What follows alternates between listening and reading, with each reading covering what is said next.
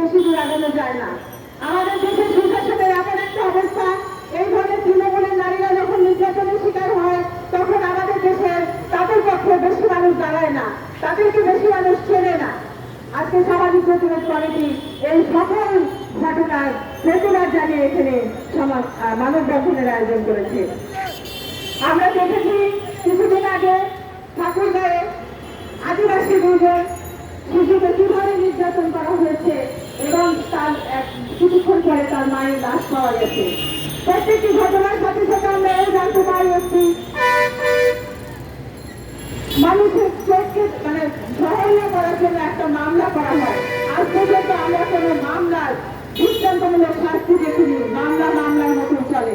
আজকে সামাজিক প্রতিরোধ কমিটি থেকে এই সব সমস্যা সবগুলোকে নিয়ে আমরা যে আজকে উদ্বেগজনক একটা পরিস্থিতিতে আছি, সামাজিক প্রতিরোধ কমিটির পক্ষ থেকে উদ্বেগ জানিয়ে আজকের এই মানববন্ধন।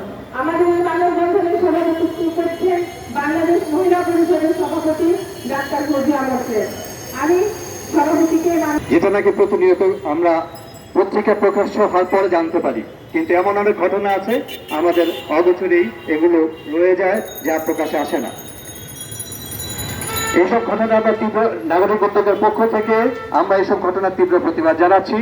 সেই সাথে সামাজিক প্রতিরোধ আন্দোলনের এই কর্মসূচির সংহতি প্রকাশ করছি এবং ভবিষ্যতে যে কোনো কর্মসূচি বাস্তবায়নে আমরা নাগরিক উদ্যোগের পক্ষ থেকে যতটুকু সহযোগিতা করবার আমরা পাশে থাকবো এবং কর্মসূচি বাস্তবায়নের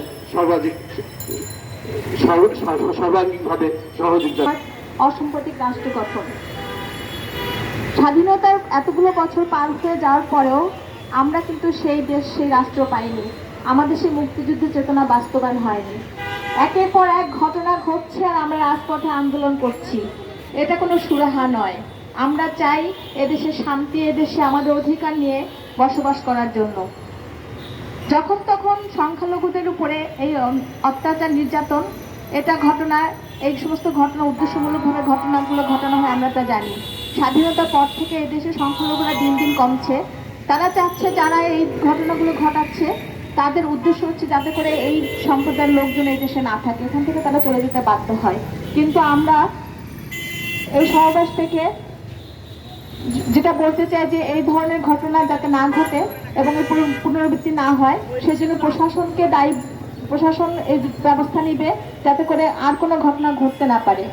আমরা দেখছি নারী নির্যাতনের ঘটনা একের পর এক ঘটছে, যার কোনো সুষ্ঠু তদন্ত হয় না, নারী ন্যায় বিচার পায় না। প্রতিনিয়ত মানবাধিকার লঙ্ঘন হচ্ছে, আমরা দেখেই যাচ্ছি। আমরা এর কোনো প্রতিকার পাই না, আমরা এর কোনো সমাধান পাই না। মামলার দীর্ঘসূত্রিতার কারণে একের পর এক ঘটনা ঘটতেই থাকে, ঘটনাগুলো আদালতে সীমাবদ্ধ থাকে, তার কোনো বাস্তবায়ন হয় না। আমরা দাবি জানাই এই মামলাগুলো শুধু তদন্ত সাপেক্ষে সুষ্ঠু বিচার নিষ্পত্তি হোক, দ্রুত ট্রাইব্যুনাল আদালতের মাধ্যমে মামলাগুলো যাতে করে ন্যায় বিচার পায় সেভাবে সমাধান হোক।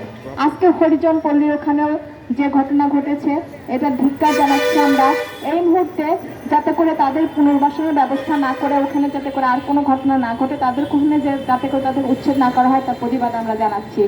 আমরা প্রতিবাদ করছি এই দেশে আমরা স্বাধীন দেশের যে সুযোগ সুবিধা, এদেশের নাগরিক আমরা সবাই, আমরা ভোট দিই, আমরা নারী না পুরুষ সেটা বিষয় না, আমরা এদেশের নাগরিক, আমরা সবাই সমান সুযোগ সুবিধা অধিকার পাবো, আমাদের ন্যায্য বিচার নিশ্চিত হবে।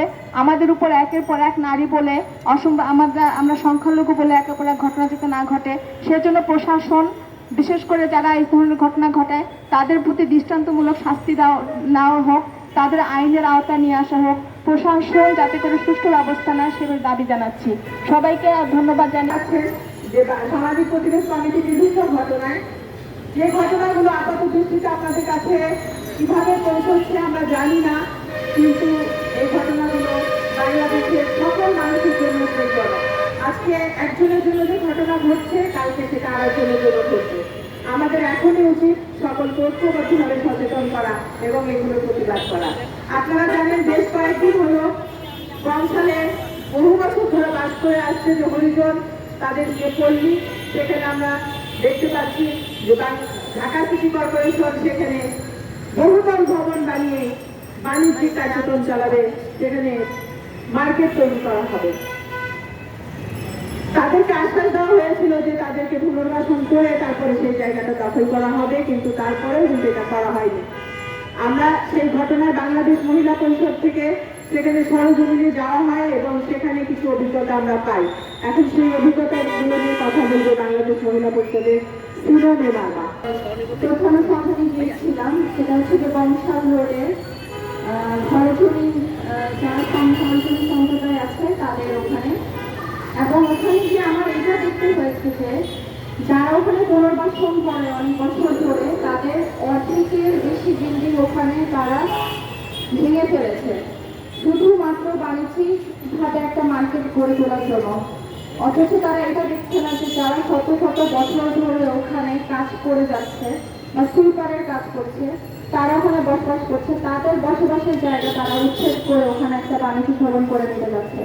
এবং শুধু তাই নয়, বাণিজ্যিক ভবন যখন এটা তারা বলতে আসে বা তারা যখন উচ্ছেদ করতে আসে দক্ষিণ সিটি মেয়র থেকে, তখন দেখা যায় কি ওখানে এমনও হয়েছে যে একজন নারী ওখানে উচ্ছেদের ঘটনা শুনে স্ট্রোক করেছেন। এমন তারা যখন মানববন্ধন করতে চায়, বাড়িটা নিয়ে গল্প করতে চায়, তখন দেখা যায় যে আত্মহত্যা করতে তারা বাধ্য হচ্ছে। কেন হচ্ছে এই ঘটনাগুলো? আমরা চাই যে ওখানে হচ্ছে গিয়ে উচ্ছেদ না করে যারা ওখানে অনেক বছর বা শত বছর ধরে আছেন, যারা হচ্ছে গিয়ে তাদের ওটা ছাড়া আর কোনো পুনর্বাসন যাওয়ার ইচ্ছা নেই।